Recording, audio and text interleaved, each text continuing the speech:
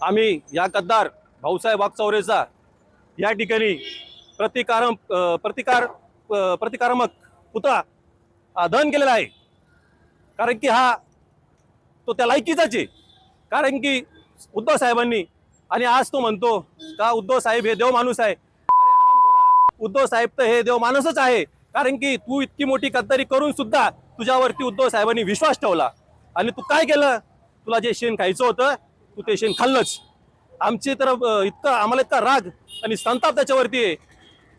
तर आम्ही आज या ठिकाणी तुमच्या पत्रकारांच्या माध्यमातून सांगू इच्छितो का कोपरगाव शहरामध्ये आम्ही त्याला अजिबात कुठल्याही प्रकारे फिरू देणार नाही।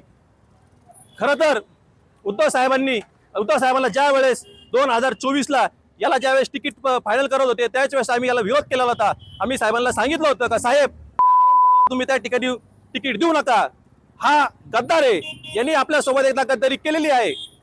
आपल्यासोबतच काय, त्यांनी काँग्रेस सोबत गद्दारी केली, बीजेपी सोबत गद्दारी केली आणि आता सुद्धा जनतेने एक विश्वास ठेवून 2024ला त्याला त्या ठिकाणी निवडून दिलं, तरी सुद्धा त्यांनी शेण खाल्लं। आमचा राग आणि संताप इतका आहे का ज्या दिवशी तो आम्हाला दिसल आम्ही ऑन द स्पॉट जे करायचं ते दाखवून देऊ का शिवसैनिक काय असतो, उद्धव साहेबांचा शिवसैनिक काय असतो हे आम्ही दाखवून देणार आहे। आणि यावेळेस आता उद्धव साहेबांनी सांगितलेले जो आमदार खासदार यावेळेस फुटल त्याला रस्त्यावरती तुडल्याशिवाय शिवसैनिक स्वस्त बसणार नाही।